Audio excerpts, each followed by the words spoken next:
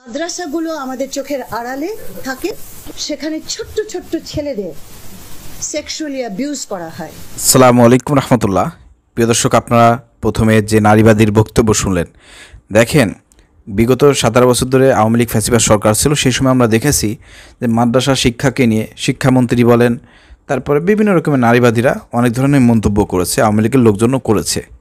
এই যে সরকার পতন ঘটেছে, আমরা ভেবেছিলাম যে হয়তো মাদ্রাসা শিক্ষাকে নিয়ে ষড়যন্ত্র, তাদের বিরুদ্ধে মিথ্যাচার করা, কথাবার্তা বলা, তো এগুলো হয়তো বন্ধ হয়ে যাবে। কিন্তু দেখেন সরকার আসতেছে, সরকার পরিবর্তন ঘটতেছে, কিন্তু মাদ্রাসা শিক্ষা ব্যবস্থা নিয়ে সবার চুলকানি থেকেই যাচ্ছে।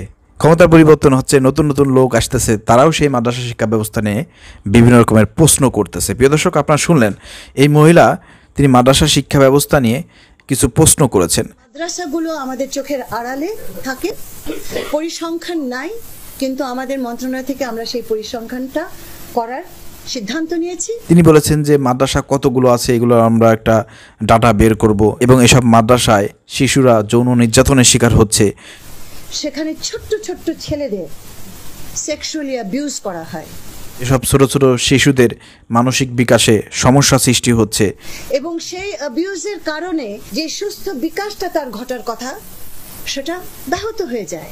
তো এসব বিষয় নিয়ে তারা গবেষণা করবে, তারা এসব তুলে ধরবে। ছোট ছেলেটা যে মাদ্রাসায় দিয়ে দিয়েছো, তার খবরটা রাখছো।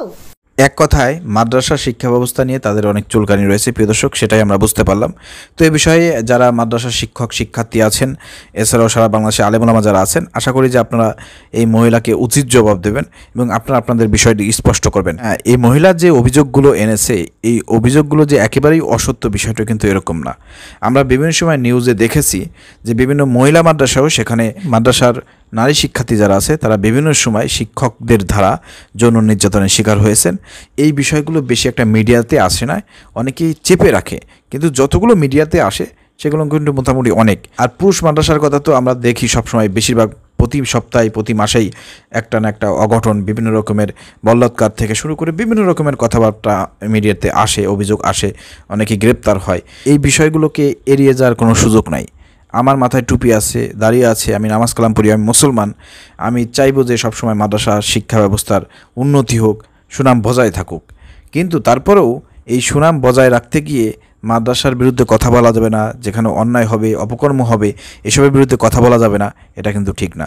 কারণ আমরা যদি কথা না বলি, তাহলে কিন্তু ওই যে যারা এই সব অপকর্ম করতেছে, খারাপ কাজ করতেছে, তারা কিন্তু একের পর এক করতেই থাকবে এবং আমাদের মাদ্রাসার শিক্ষার্থীরা কিন্তু কষ্ট ভোগ করবে এবং তারা নির্যাতনের শিকার হবে।